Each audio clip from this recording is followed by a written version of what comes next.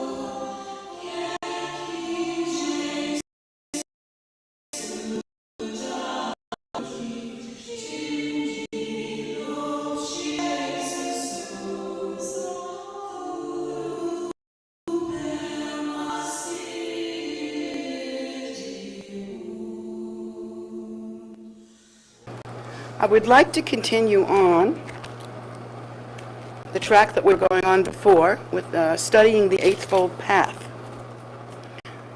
In review, you remember we went through the Four Noble Truths, and we learned from the Four Noble Truths that was the first teaching that Lord Buddha taught. And he taught that all sentient beings are suffering, or life is about suffering, that in every case there is suffering in samsara. Even if there is temporary happiness, there is some suffering in samsara. And then he talked about the origin of suffering being attachment or desire. And so I brought a prop.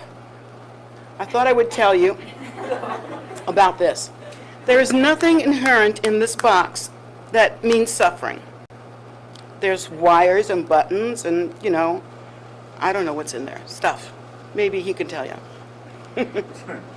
I know there's a SIM chip. I know that. So it has lovely stuff on it. It even lights up and does funny things. Gosh, the things I can do with this are just amazing. So there's really no unhappiness in this, right? Wrong. I have become a crackberry addict. Hi, my name is Jetsunma, and I'm an addict.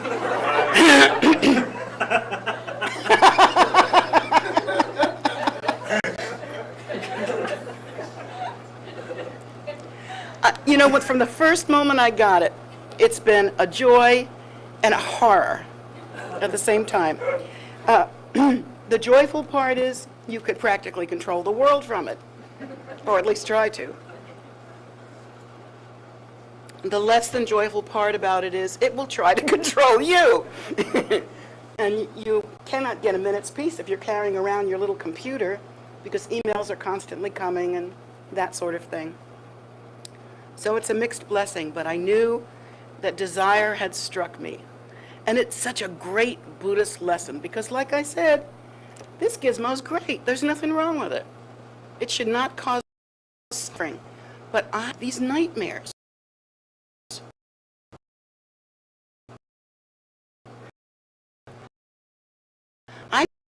I couldn't call anybody. And I was somewhere I didn't know, so I couldn't call anybody and say, come get me. Because now that you have a BlackBerry, you don't remember any phone numbers. Everything's on speed dial, So that was my first dream. And my second dream, let's see, that was where, it was in a terrible situation. There was some sort of very terrible times were happening, and nothing specific, just rotten times. And I couldn't find my two dogs, my two heart children, Jada and Ewok. And I couldn't find them, and there was nobody around to help me look for them. And I'm thinking, I've got to call some help. Guess what? It was busted. So there I am grieving about my dogs and dying about my crackberry. So here's the deal. This is a perfect display of what the Buddha taught. The Buddha taught, now I'll turn it off now, by the way. This is what the Buddha taught. The Buddha taught that it is attachment that brings us suffering. And it is desire that brings us suffering. Now, before I had this thing, I didn't desire it. But once I got it, I'm all over it. I tell you, I'm an addict. And I'm going to do the steps. So, because of attachment, I have fear that I'll lose this thing.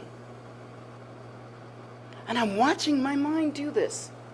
It is so absolutely essential to watch your mind when it plays those games and does those trips to you.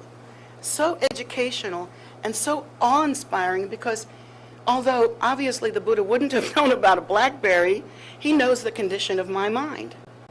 He knows that due to attachment and desire, because I love the stuff this thing does. I can get weather from 3 different sources, and I'm a real weather wonk. I could read news in bed by just reading it on my BlackBerry. It's just so cool. But here I am with this very cool thing that is now causing me suffering. Now, it's a silly example in a way. It's a silly example, because most of us suffer from things a whole lot worse than losing your crackberry. So I call it crackberry because that's what it is. People suffer from more horrible things, but it's a good example of showing you that even something that's a gift, when there's too much attachment and too much desire, it becomes a terrible, terrible burden. And this is a simple example because I can put this thing down. In fact, I can throw it in a lake. You know? And then suffering's ended. I can control that, but so many people have things that are happening in their lives that they have no control over.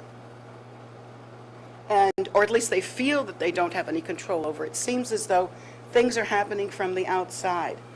And because of what happens to us and what we are given and what we are programmed with, we develop these very, very strong attachments. Even though if it's to a person, it's obvious. If it's to a car, it's obvious. If it's to a BlackBerry, it's obvious. If it's to a house, it's obvious, you know, what to deal with there and what you're looking at. But most of the time our desire is so mixed and so churning that we can hardly see or hardly track our mind well enough to know what exactly is going on. And so as the Buddha taught, we tend to think that we are suffering because of circumstance, when in fact we are suffering because of desire. And so I wanted to bring this up as a little prop today, because I had that dream last night. And I thought, my goodness, what a perfect example. And I invite you, as we study the Four Noble Truths and the Eightfold Path, to begin to research your own mind. Begin to watch yourself. Watch the way you perceive, watch the way you think. Just begin to learn from your own mind. You may be surprised. We don't realize how attached and filled with desire we are, even when we are trying to practice renunciation. And it takes examining the mind. For instance, I could have said, well, this is a necessary evil. I have to have it because of my job, which I do. And I could blame it as outward circumstances. Oh, poor me. I have to have this because of my job. And, you know, I could go round and round about it, but the truth of the matter is, it's my own attachment. I was fine without it, and I'll be fine after it. It's the attachment. It's our reaction that sucks us in and makes us habituate. I just wanted to mention that as part of the Four Noble Truths, to give an example of how the arising of suffering is the same as the arising of desire and attachment. And that's really what causes action. The good news about it is that we have some power. We have some control. If random things were just being thrown at us in a chaotic way, and there was some valid reason, the way life appears to do, and like there were knives or something, there would be some valid reason there to be suffering from that. It's hard to control your desire when knives are coming in. But for the most part, that's not what people are suffering from. They're not suffering from knives coming at them. They're not suffering from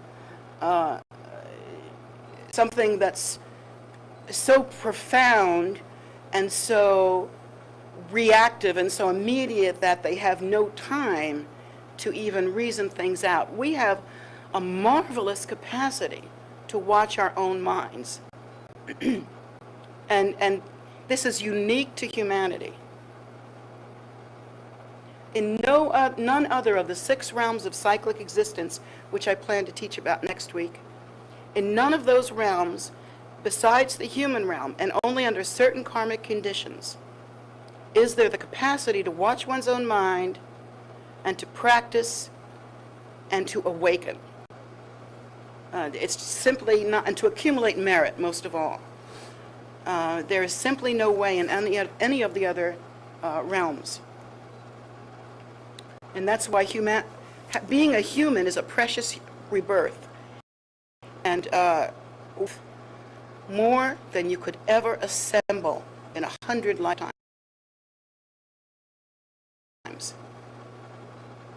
In terms of material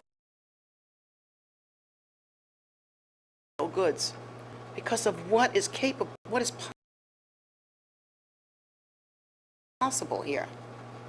Through following the Eightfold Path, and through using our minds, working our minds to sever the sickness and narcotic of desire and attachment. Does anybody remember the first 4? Come on. Right view, okay. Yeah, Eightfold Path. I'm sorry, was I not clear? I'm sorry. The Eightfold Path. What's the first one? Right view. Oh, wow. Gosh, and I didn't bring my lollipops. Okay. Good job. Right view, right intention, right speech, right action, right livelihood. And the next are right effort, right mindfulness, and right concentration. So we went through the ethical section, didn't we? Yeah, we went through the ethical conduct section, which was 3, right speech, 4, right action, and 5, right livelihood. And we discussed how ethics are so much of a part of the path that do not create more suffering. For instance, with right livelihood, let's say. If America had been started by Buddhists, there would never have been slavery. Because, and of course our nation is still suffering from that, let alone the people that were tortured by it. I mean, so hard to understand what they must have gone through. Right livelihood precludes selling slaves or having slaves. It's not right, according to the Buddhist, not doctrine, but logic and reasoning. It's a philosophical way of looking at things. It's not like dogma. So, when you are a Buddhist and you're practicing right livelihood, it is simply not possible to trade slaves. That's a perfect example. Of course, right livelihood means that there's no slaughtering of animals, dealing in weapons, and that there would be no prostitution, and there would be no intoxicants and poisons and drugs and all the things that are troublesome to our society. They would not be possible if our society was a Buddhist society. It's not to say you wouldn't have your bad actors. Every single society and faith does. No doubt about that. But still, many of the causes for society's suffering would be gone. And I think that's why even the Tibetan lay people are noted to be very happy people. Because they are simple. They live simply, and they don't grow enormous attachments. Except maybe to their yaks, I don't know.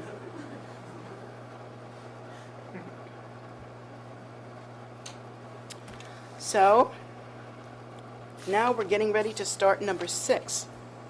6, 7, and 8 are in the mental development section.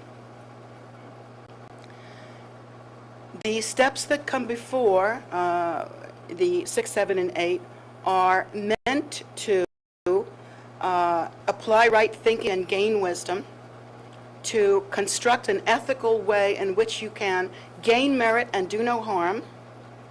And now we get to mental development, and the mental development is the actual meat and bones of the path. Now, please don't use that as a reason to think that one step on the Eightfold Path is better than another.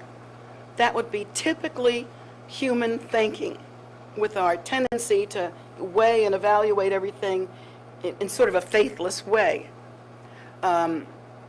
We tend to think, what faithless meaning, what do I want? So let's see, I like right livelihood better than right effort, because right effort's a little bit vague for me. People do think like that. So I think, all right, I'm going to nail down with the right livelihood. And once I'm a nurse, I'm pretty much Buddhist then. Not quite true. So right effort. Right effort is the blood of the Eightfold Path. It is the sort of like a precursor in a way, because you have to establish right effort, and there has to be right effort. There has to be effort for the path to work. To engage on the path, you have to be rightfully making that effort to engage on the path. Now, there's no shortage of effort in our lives. Contrary to what struggling people might think, and they are hard workers, like in third world countries, we here, and I don't even know if we're a first world country, I don't know what we are. In other countries where survival is an issue, of course, one works very hard, from dawn to dusk, and probably most days of the year when survival is very difficult. But for Americans, survival is not so difficult, and so it looks as though we have a lot of leisure time. In fact, we do have a lot of leisure time relative to other unfortunate sentient beings, and that's why we have the opportunity to practice. But there is no shortage of effort in our lives. See? We're actually very hard at work.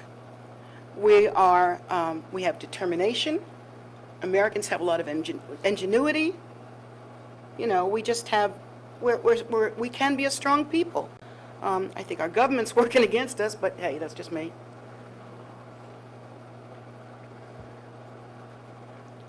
So right effort is something that we have to understand. It's not that there's a shortage of effort, but you have to determine what is the right effort. On this path, nothing will be achieved if we do not contemplate, study, and practice right effort. What is behind right effort is our own mental energy. Everything that we experience is from mental energy. Everything that we interpret is about our mental energy. The lens of our mind, the habitual tendency of our mind, controls how we experience. So those of us that are habituated to living a certain way have to make very specific steps and efforts. A great example of that is recovering alcoholics. They have to, because the seduction is so all-pervasive and the habit so strong and reinforced by the drug alcohol itself. And also, people they use alcohol in like a self-medicating way. Most people do. Most people, I mean, as far as I'm concerned, getting sloppy drunk is very unattractive and not that much fun, and next day it's not any fun either. So I don't think that's what draws people. I tend to think that they're self-medicating, that they're suffering in some way, and they think, this'll do it. Sometimes we're depressed and we self-medicate. I've known people that have mania and self-medicate, and they use whatever they can get their hands on. Some people just have pain in their hearts and are too thin-skinned for the world. I've known alcoholics like that were really just underneath it, very vulnerable, very pure, delicate people who just can't take it. And so they drink. They don't know that there's another answer. It takes a lot of effort to drink that much. It takes a lot of effort to self-medicate. It takes a lot of effort to do the things we do to cope, to get to work, to get home, to take out the garbage, to send the kids to college. All this stuff is so effortful and so, and we know exactly how to do it because society trains us to do it. Now, the right effort invites us to train differently.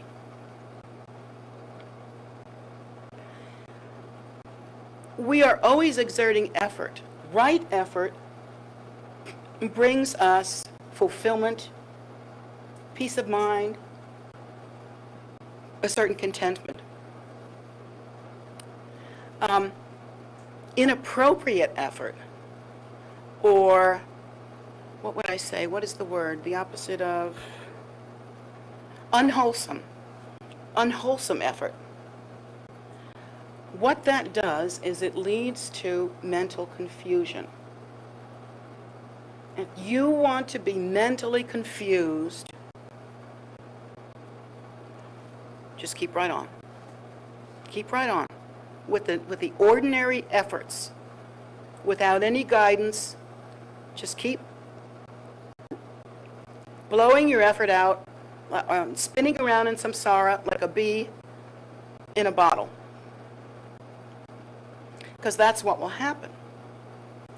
If we are constantly, like I think about, let's use a pertinent example. Say a person leaves the path. For whatever reason, they find dissatisfaction with the path. Heads up on that, that tells you something. Right there, there's something. If you leave the path, if you find dissatisfaction with the path, it's because you haven't done it right. I mean, the path is the path. You know, it leads to liberation if you work it right. If you don't, you just look stupid because you haven't done it right. And so most people that leave, they haven't done it right. And that's just, they've ended up in a certain position. Now let's say, having done some right effort in order to travel on the path and to do some practice, that they maybe gained some benefit from that or whatever. But circumstances, karma ripened, they didn't quite get it right, didn't keep themselves inspired on the path, didn't really keep advajra confidence when you're moving forward on the path. And now this person is putting all of that same attention and energy that they put into meditation and the path, but they're putting it into gossip, wrong-headed activities, harmful activities, such as speaking ill of others, or trying to destroy others, or trying to destroy another person's path, or trying to destroy an organization or something like that. So that kind of thing, the person who's doing it feels in their mind right. They feel self-righteous. Of course, you know that there's no room for self-righteousness on the path because there is no self. And the attachment to righteousness is something that we should be working on right now. Like right here, right now. So, you know, to being right, to being in charge, to being on top, to be all that stuff. That's just attachment and desire. And that's something that we should be working on right away. So let's say that this person does things and they feel righteous. They feel like they have the right to do this, that they are deserving of that. What else do they feel? Like if they didn't get anywhere on the path, they make the path wrong. And they say, well, the path, nothing. It doesn't help, and I'm not happy in it, and therefore it's wrong. So they make the decision. And so once they make the decision, they go off and try. And at first, if they have a lot of anger, maybe it's vengeance. Or maybe it's just letting your anger rip, you know, after trying to work with it for many years. Maybe just letting it rip. Letting the monster out of the closet that was always in there and probably was the problem in the first place. So this person is now engaged in unwholesome activity, and what will happen to this person, they get, let's say if a person like that wants to do some harm, if they get a punch in, they feel a kind of satisfaction. Anybody know what that kind of satisfaction feels like? It's an evil, dark, stinky, smelly, bleh, kind of satisfaction. Not wholesome, not helpful, not going to make the world a better place. Nothing but harm doing. And that person with that kind of feeling, unwholesome, victorious satisfaction, like yay me, that person's mind then becomes more roused, inflamed, like a giant mental zit. You know, inflamed and pussy and nasty and blech. But that's how the person's mind becomes. And the mind, and a psychiatrist will tell you this.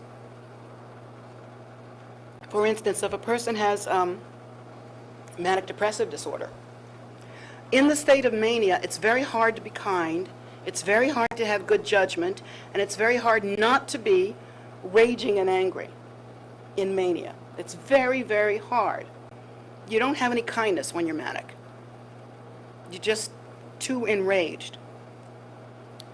Psychiatrists will tell you that if you are a manic person, a bipolar person, you tend to go up and down, up and down, up and down. What happens if you're not treated is your mind, like a muscle that's exercising, learns how to go up and down, up and down, up and down. That's what it learns. It habituates to being all over the place. No steadiness there, no stability. It's up and down, up and down, up and down. And some people with like bipolar disorder can cycle through moods in a day. And then other people go seasonal. Some people are like manic in the summer and then lower in the winter. What I've learned is that if manic depressive disorder, or even depression, but more often manic depressive disorder, because there's so much rage in it, and there's so much, I think, because there's so much rage in it, and that untreated manic depressive disorder tends to make the mind over the years toxic. And it leads to dementia, not because there is a direct correlation. And it won't be a strict dementia, like old age dementia tends to have certain parameters. But it leads to, I don't know, discombobulation, you know? What happens is the mind is so filled with the stress hormones, so enzymes and whatever's floating, juices in there, so filled up with the stress stuff, the stress juice, and so filled up with the inflammation of rage and anger. And in mania, you tend to go round and round and round and round and round and round with no solution. And you know, you don't think through things very well. The mind becomes, if it's untreated as a person ages, the mind becomes so toxic that if a person in their older age decides that they are going to go for some treatment and they get some treatment, the first thing that has to be done, my psychiatrist was telling me, is that you have to find out, yes, I have a psychiatrist, it's right out there in public. I suffer from depression. It's probably your fault.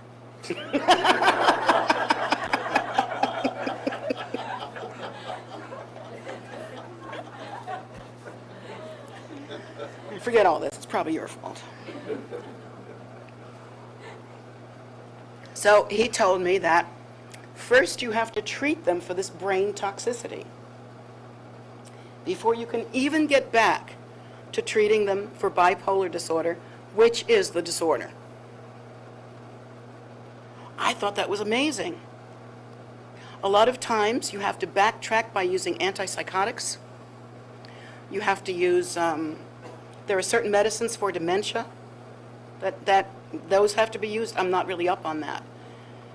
But you actually have to backtrack and detoxify the mind till you can get to where you can treat it. And that's the main reason why when I see a person that I recognize having the symptoms with bipolar disorder, I beg them to go get treatment, because I see what happens to people who are untreated for such a long time, and what happens to their mind. At that point, the mind becomes unreachable. When the mind is toxic, it is unreachable. Anger is the king, inflammation is the queen, and running around is the baby. So, where was I with that? Mental energy. Yes, we're talking about mental energy. So, it matters so much how you structure your inner mental life. Many people think that as long as their behavior is good, it doesn't matter what's going on in their mind. For instance, you can think about, I don't know, kicking puppies in your mind, but on the outside you're really, really kind to puppies, and they think that's okay. Silly example again. The actual truth is that it's not okay. The actual truth is that one will bring the other about. Eventually, if the mind stays in that condition without changing, the outer behavior will change. And so it is imperative that, like in number 6, we make the correct effort, the right effort, and that is to study, contemplate, and understand, begin to look at the nature of your perception and your mind, and to actually put in the time and the effort to study. And then right mindfulness, which is number 7, is, oh yeah, I want to read this to you. Before I go there, there's one thing more I want to tell you. Right effort. I forgot to mark this. There's 4 types of endeavors that rank in ascending order of perfection in terms of right effort. 1, and this is just what we've been talking about, but here's a formula that you can listen to, but it's exactly what we've been talking about. 1, prevent the arising of unarisen, unwholesome states. So through good contemplation and right effort, you can prevent the arising of new habits by simply not engaging in them. So you make an effort not to engage with an unfortunate habit. Number 2, to abandon unwholesome states that have already arisen. And here's where you take the right effort to examine your mind, examine your life, examine your habitual tendencies, and see what needs changing. To begin to abandon unwholesome states that have already arisen can happen through antidoting behavior. For instance, if you are extremely selfish, you have to practice little by little learning to give. If you really have, are, this is my stuff, nobody can touch it, you have to practice little by little, even if it's just a flower or $1 or, a gift, or even something of your own that you treasure so much. Right effort would be learning to give that joyfully. So that would be suppressing already unwholesome habits. And you have to actually, the word that's used is better than suppress, it's to abandon them. Number 3, to arouse wholesome states that have not yet arisen. Well, what would that look like? It would be practicing generosity. If you are that person who is selfish, to practice generosity in every way that you can. And for instance, if you were the kind of person that was not nurturing and kind, and you really admire people like that, and you want to be that way, so you practice 5 minutes at a time. You put the right effort into stepping outside of yourself and looking at the other being to see what they need, what would make them happy, to think of others before yourself. It's a practice that's very simple, but no one does it. To put others in front of you and say, how can I support this person? Rather than always being the one who's getting support and needing support and wanting support. That's not really a wholesome habit. That's a dependency habit. But let's say, on the other hand, you were to practice instead, you realize you're like that, and there's no shame in realizing you're like that. You have to realize you're like that. But then little by little, you begin to practice, you act differently. And at first, it's baby steps. And then eventually, those baby steps become habits. And eventually, those habits become recognition and awakening. And even on the simplest level, lead to a better life. Number 4 is to maintain and perfect wholesome states already arisen. So you examine them, that you find that you have certain good qualities. Like, let's say, you feel yourself to be very interested in the Dharma. I mean, interested in a real way. It excites you. The thought of it, you really like it. You like the practices. You like the atmosphere. You like everything about it. So in that case, that's a wholesome condition, because Dharma is something that, if you're going to have an attachment, that would be the thing to have. Because it'll eventually, if you're practicing it right, take care of itself. So let's say that you have that habit and you really like Dharma, and you decide you're going to use that to help others to like it, to help them to gain some excitement, to, let's say, you want to become a Chopin or an Umze. That's a practice leader, chant leader, or a person who handles the spiritual substances in puja. So you become really practiced at that. And that's that would be taking a natural, wholesome habit and bringing it up to the next level. Now you're competent at spiritual things. Okay? And let's say that that you basically like animals. I mean, you just like them. Dogs, maybe. You basically like dogs. That's a good habit. I mean, as long as you're not too attached to them and they're not, you're not like an animal hoarder or something. But say you like dogs, and what would you do about that? Your next step would be, how can I help them? How can I alleviate their suffering? Same thing with the birds. I love the birds are so beautiful. We love them. But do we take the next step, which is to make their lives less horrible and more wonderful? So that's the kind of habitual tendency to constantly invite yourself to take and to go over and to make firm in your mind. It's so important to understand that on the path, that's really the basis of everything. Right effort and right mindfulness, my goodness, I mean, that's really what it's all about. To be on the path and not make any effort, one is not on the path. One is simply along for the ride, you would say. And it won't last.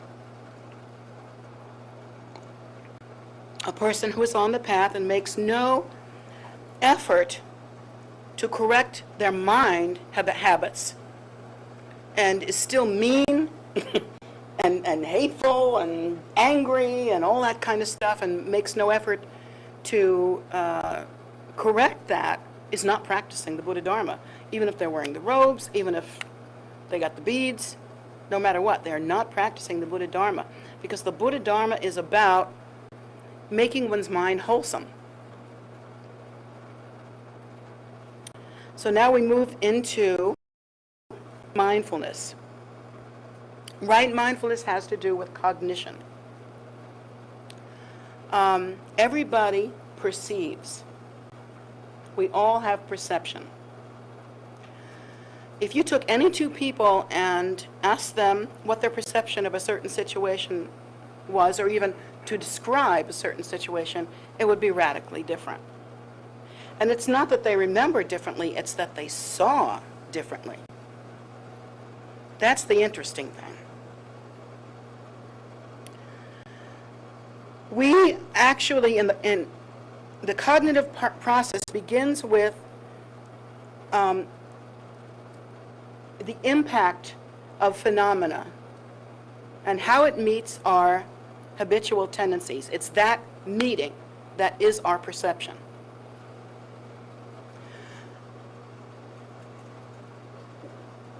If we were able to perceive something, anything, like let's say a person, without, from that point, moving forward in cognition and having opinions and concepts and ideas about that person, life would be beautiful. If we could just meet each other metaphysically naked and accept one another and let it go at that, without hatred, greed, or ignorance. Oh, Mani Padme Hum, what a world that would be, huh? Boy.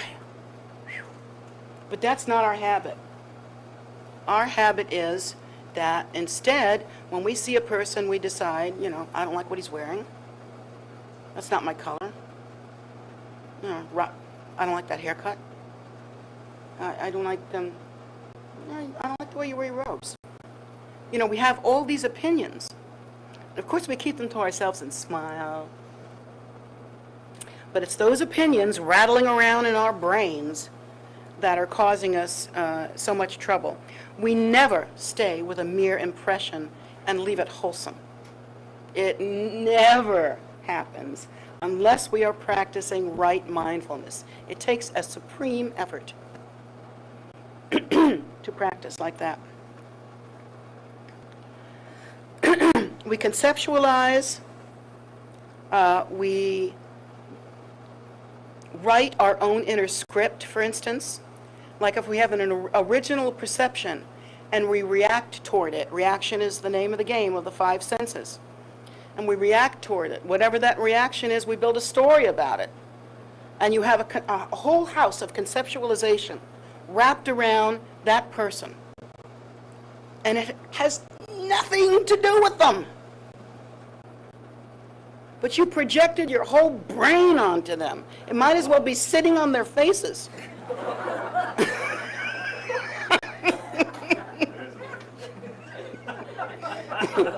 Just think of your brain on a head.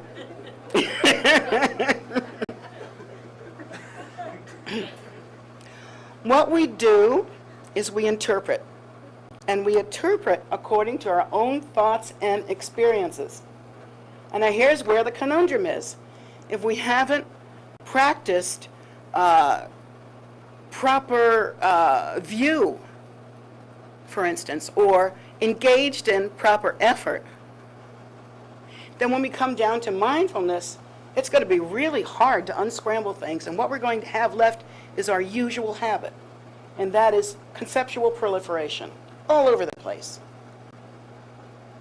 Two people can have exactly the same experience and react 180 degrees different. And it's all because of our previous habits, our previous judgments, because judgments don't go away, they pile on top of each other. And pretty soon you have a formula. And once you have a formula, it's over. So the mind then posits concepts, joins concepts into constructs, and weaves those constructs into complex interpretive schemes. Ain't that? Yeah! But it's so right, isn't it? It's what we do. I mean, we can get all turned around and wrapped up in our little mental conflagrations or whatever, and you know, somebody can just come up to you and say, well, I saw it this way, boom, boom, boom. And suddenly your whole game is down. What do you do now? You know, another person has a completely different view about it. And so but you're still circling around with that, you know. That's how sentient beings do. And on the path, the job is to bust that game. Really bust that game. Very difficult to do, but it's possible. And does it take a short time? Can you do it in a weekend? No. It'll take the rest of your life and then some more lives if you don't go to Vajrayana, which we will, and then achieve a liberation in the Bardo. If not, you have to practice the Eightfold Path for lifetime after lifetime after lifetime. That's how long it takes. Nobody's being mean to you. That's how long it takes.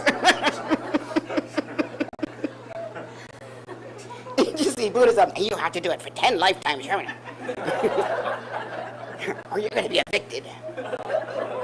No, it's not like that.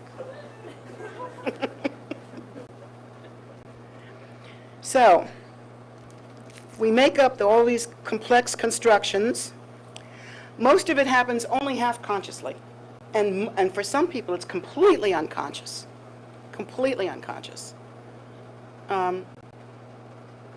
But for some of us, for some people, it's completely unconscious. For most people, it's only semi-conscious. And the way I've come to understand that is that sometimes you take a person who acts oblivious. They act like they do not know the effect they're having on another person. And you corner them. And you kind of break it down with them. You find out they actually know, but they don't want to deal with it. Know on some level. It can be a very subtle level, and maybe somebody like a friend or a therapist has to help you bring it out, you know, or point it out for you, because it may be so subtle that you didn't catch it. It's not that you don't see it; it's that you didn't catch it. So that's why it helps to work with your Vajra brothers and sisters and be willing to receive their thoughts about you and what, you know, and for instance with the ordained, they practice sojong. And Sojong is wonderful because you really open up in front of the other ordained.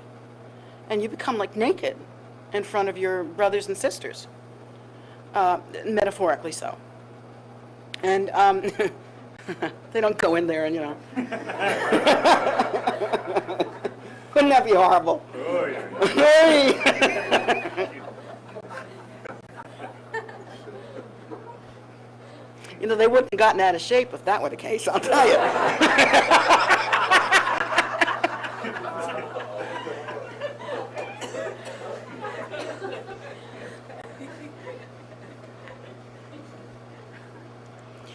So it's only half conscious and somewhat obscured, and sometimes it helps when someone else points it out.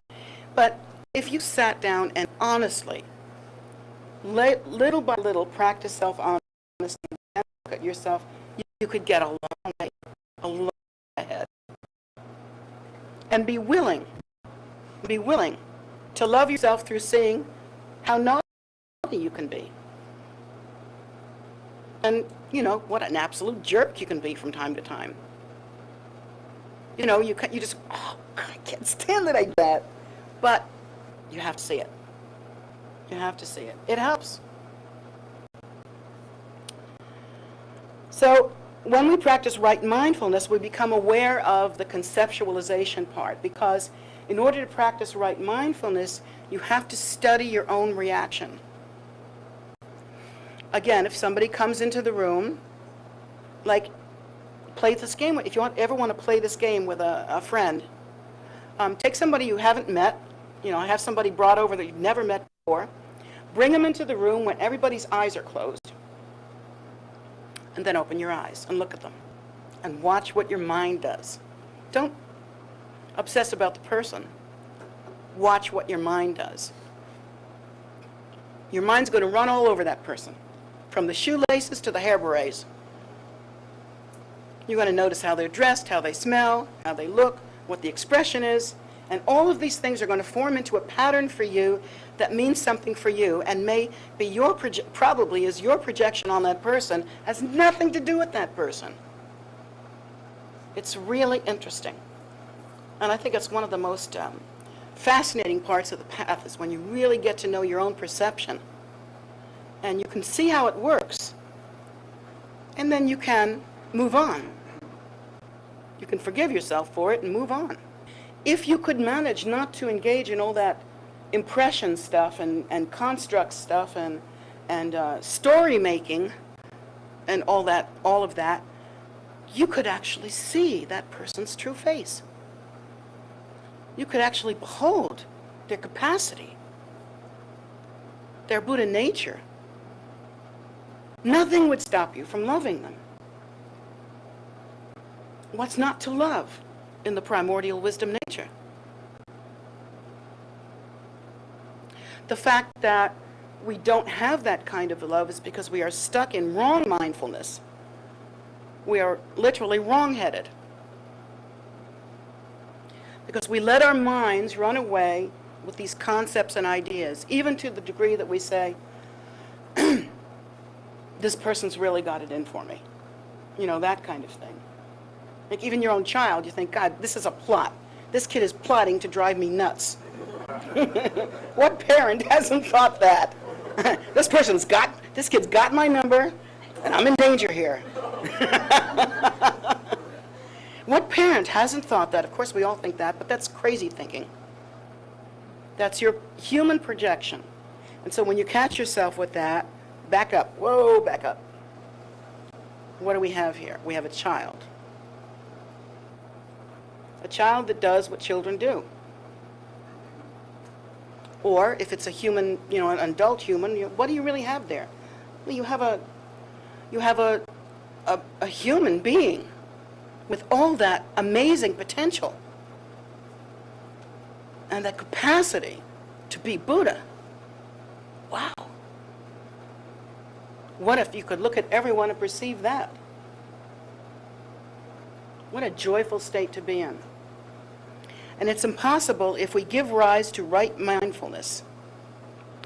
We become aware of our process of conceptualization and the way that we construct it into scenarios and stories, and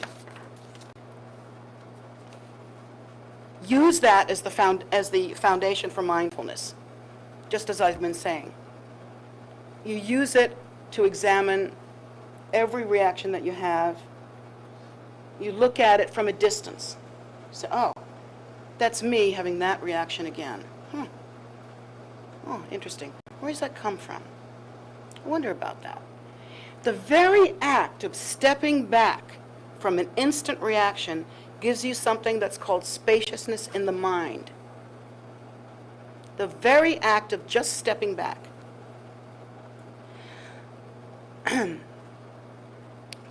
Most creatures have no space in their mind at all. I don't mean literal space, I mean metaphorically speaking. There's no relaxation. Everything is automatic reaction. Take, for instance, a snake. A snake is a reactive machine, right? What did you say about snakes to me the other day? You said they're mostly reaction. You just... Yeah, that's why people are so afraid of them, because they don't know what to do. They don't think about what to do. If Yeah. something scares them, they either attack it or run away. If Yep. it's food, they go after it. Right. Exactly. Exactly. A snake is like a reaction machine. And, if you stick a rat in front of it or something, it's going to act predictably. And if a snake in the wild is frightened, it's going to act predictably. Species-wide, you can predictably you can predict how a snake is going to act. There's no space in that animal's mind. It doesn't even say to itself, I'm hungry, I'm going to go catch me some rat. It doesn't even say that. It doesn't even have enough space in its mind to say, I'm hungry, going to catch me a rat. It doesn't do that. It just goes, it goes and does what it does as a response to feelings, and the response is bam, bam, bam. It's a firing, like a nerve firing, almost plant-like. In the sense that a plant will react to stimulus. Too much sun, it'll go down, or too much cold, it'll go down. But it's an automatic thing. Or like a Venus flytrap. You ever see those when you're a kid? Who hasn't had one of those as a kid? Do you think the little jaw thing on the Venus flytrap says, I'm hungry, I want to fly? It doesn't. It doesn't even have that capacity. I mean, if something touches it, it could be a toothpick, and it'll grab it. So that's having no space in the mind. Plant doesn't have any mind, but a snake is a being that has a brain but has no space. When you are able to practice being able to move back, step back and say, oh, look at that reaction. Wow. Well, that's a whole load of horse shit I had connected to that. My goodness. Let's back that up and unpack it, shall we? So when you start thinking like that, you start to develop some spaciousness in your mind.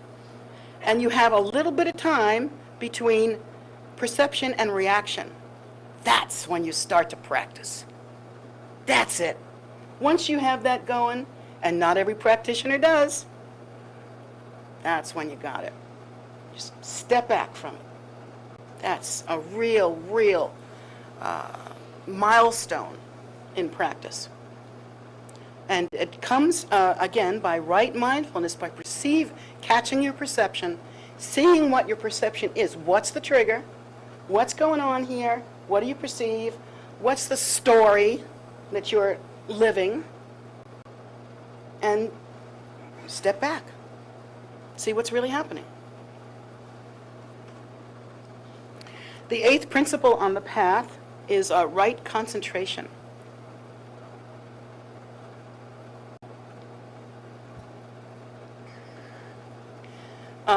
The teaching is that concentration, concentration occurs in all of us. Have you ever gone without a meal? You get really hungry, suddenly you visualize cake. Man, and it's stronger than any deity visualization you've ever had. Or, you're on a fast. The You know, I've always told people, if you say you can't visualize, the best thing to do is go on a fast. You will visualize night and day. You'll not be happy about it, but you'll see hot dogs, you'll see, you'll see chicken, you'll see, and it'll be right there. So I don't buy that that you can't visualize. That kind of concentration is very strong. I mean, you know how it is. If you're really starving to death and you're really hungry and you're about to sit down to a big meal, don't let anybody get between you and that meal, because there's going to be trouble. Or if you're really, if you really have to have something and you're about to have it, then boy, just don't get in the middle of that, because you're going for it.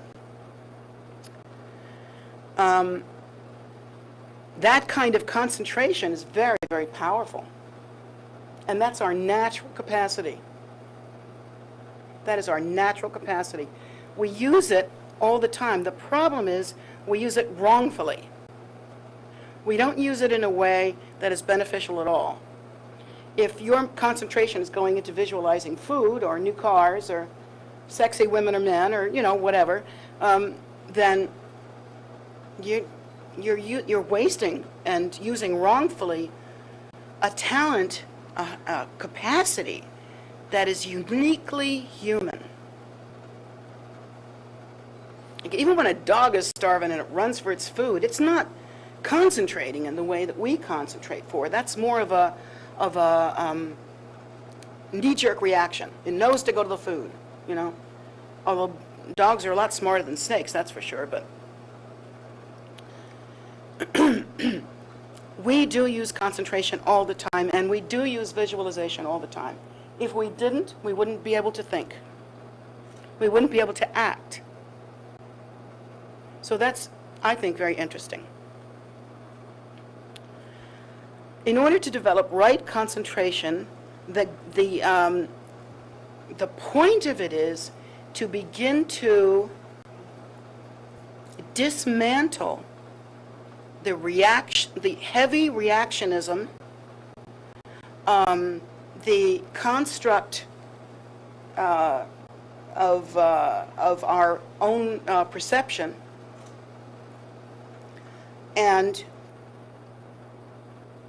to create a mind that is firm and strong and not out of control.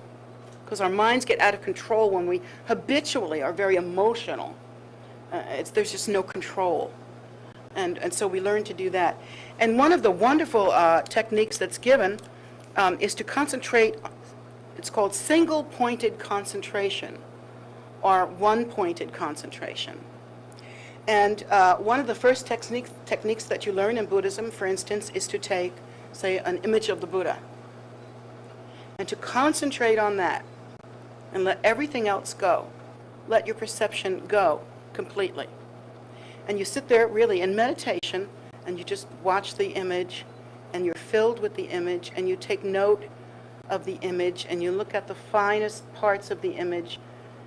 And when the I left the toaster on, or I left the iron on thoughts start to come in, then you simply use a technique of just dismissing them and going back to the concentration. And for some people that really have trouble dismissing them, you can even use a visualization of cutting them, like with a scissors, and throwing them away, and get back. But you always return to your single-pointed concentration. It's extremely relaxing, extremely healing. I don't know why it isn't done more. Another thing that you can do is to focus on a candle, to simply see the nature of that flame, see what it is, to perceive only that, to let the mind, here's the term, let the mind rest on it. Rest on that image. Let the mind rest on the image of the Buddha, rest on the image of a flower or the image of a candle. Just let it rest. When something comes to interrupt you, you simply toss it away, cut it out, move it. Come back to rest. Come back to that. You can also watch your breath. And one way to do that is to just take very uniform, relaxing breaths, like say 4 beats in, hold 1, 4 beats out, like that. Just a real relaxed kind of breathing, and just let your mind rest on the rhythm and the feel of your own breath. And it's restful. For a person whose mind is too active, angry, it's very restful, very peaceful to do that. Just lovely. It's completely different from watching TV, which actually gets your mind a little stirred up. I know when I watch the news, I get stirred up, I'll tell you that. I start talking back to the TV, hey! So yeah, I get real stirred up. Then I go look at my candle. But it's that single-pointed concentration, and it's right concentration. It means wholesome. It's wholesome concentration. Your mind is not filled with scattered BS. It's not fighting battles that you had yesterday, which we do. You know, we review all the stuff that happened to us. We ruminate on it. We fight battles we had last week. 2 weeks later, we thought of the smart comeback in the middle of our meditation. That is. So you fight that by using single-pointed concentration. And even if you do that, just laugh at yourself and come back. Always drop it, come back. Drop it, come back. So pretty soon you'll be able to do it for longer and longer and longer.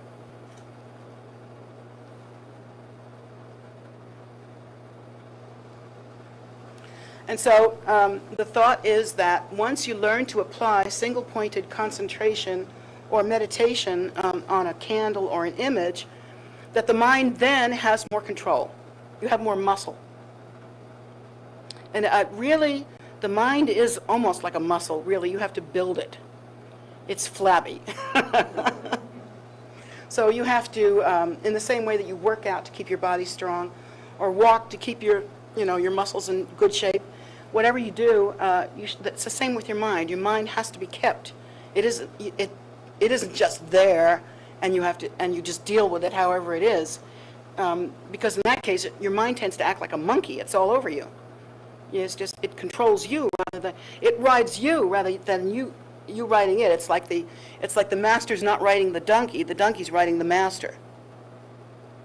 And that's what happens when the mind is just too agitated and too wild and too out of control. So single-pointed concentration, that kind of meditation is beautiful. Lord Buddha said watching even whatever practice he learned, whatever he learned in his whole life, and he went from asceticism, and self-punishment and that kind of thing, the whole gamut that was possible at that time, all the way to, as a young prince, he was a noble being, but still he was a prince. He had great food, and he had a beautiful wife, and his whole life ran the gamut of the very best, most sensual life, almost hedonistic, to asceticism. And he said from his whole life what he really loved, his favorite practice was just the gentle watching of his breath. And so I just leave you with that, thinking that you might want to try it yourself. It's a beautiful practice, a healing practice. If you're sick, for instance, or depressed, or manic, or, you may not be able to do it without some sort of treatment or medication, but it behooves us to try. To calm the mind, to center the mind, to develop single-pointed concentration. To the degree that eventually, when you die and pass into the bardo, you actually meditate in the bardo without any distraction. And that's the fundamental underlying truth of the bardo. The bardo is as busy as our lives are. More so, loud noises, bright lights, stuff you're not used to, and stuff you will interpret according to your mind. You will see your own mind in the bardo. Doesn't that scare you a little bit? It should.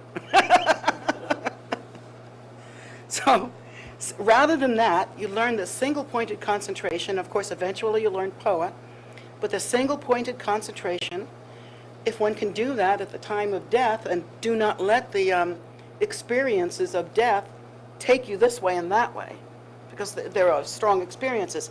But if you're already so strong in your concentration that you can meditate like that to the moment of your death or to the moment of losing consciousness, the bardo will be so easy for you. Comparatively speaking, very easy. So, while this level of the Buddhist practice does not lead to enlightenment in one life, it takes this is the level that takes lifetime after lifetime after lifetime of consistent practice on the Eightfold Path in order to achieve some realization. So that's the slow route. Mahayana is a bit quicker, and Vajrayana is the one practice in which you can, the one method in which you can achieve realization in one lifetime or at the time of death. So, of course we want to go for that. We want liberation, and we want it now, gosh darn it! So but in order to do that, you must train your mind according to the Eightfold Path. There is no doubt that this is the foundation of the Buddhist teaching. And by itself will produce result. Tremendous result. And so if all you ever do is practice the Eightfold Path, I will be proud of you. I'd love to see you go further. But this is, straight away, this is what the Buddha first taught. And so next we'll go further, and we'll look at Mahayana and begin to see what else the Buddha taught. So that'll be it for tonight.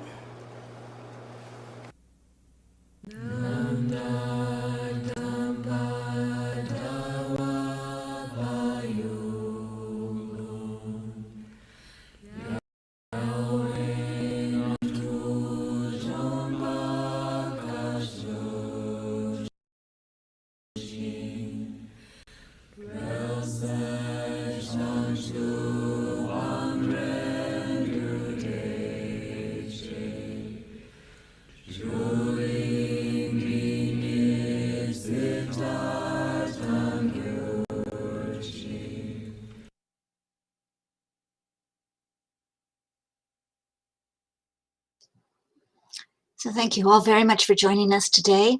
And as always, we appreciate your being with us while we watch and remember these teachings by Jetsunma. We do repeat these teachings on Wednesdays and at 7:30, as you've just been, and on Sunday mornings at 11 a.m. And so we will continue that tradition as long as we don't get it interrupted in some way. So meditation we also have on Saturday and Sundays at 10 a.m. led by one of our senior nuns. And you're always welcome to join in that. It's also on YouTube.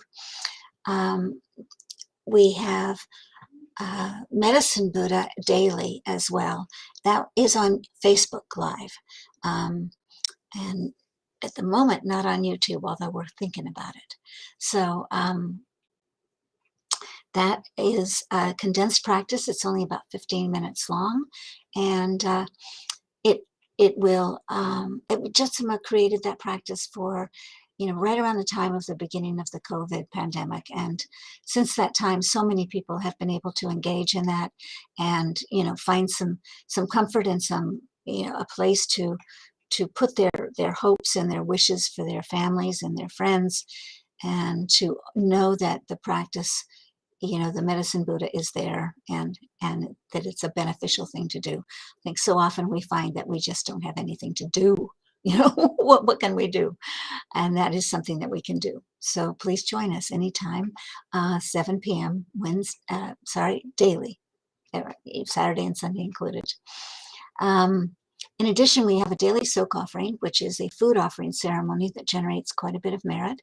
And those are also dedicated to all the different kinds of sufferings in the world. And so you're welcome to join with us there on Zoom. on Monday through Friday at 5:30, Saturday at noon, and Sundays at 2 is the regular schedule. It can change. The calendar is on tara.org, our website, and it's on a page called Webcasting Calendars, which is under Meditate, Pray, Study. You'll find it right away. And you can also watch the YouTube videos there on that page, but the calendar will give you the location for the other events and where you can go and how you can get there, and also what practice we're doing, so you can download it and be part.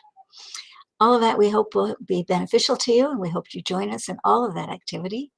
In addition, if you would like to make an offering directly to Jetsunma, you are certainly welcome to do that, because it has been basically at her inspiration that we have created all these offerings. And that's her PayPal account is jetsumagift@gmail.com.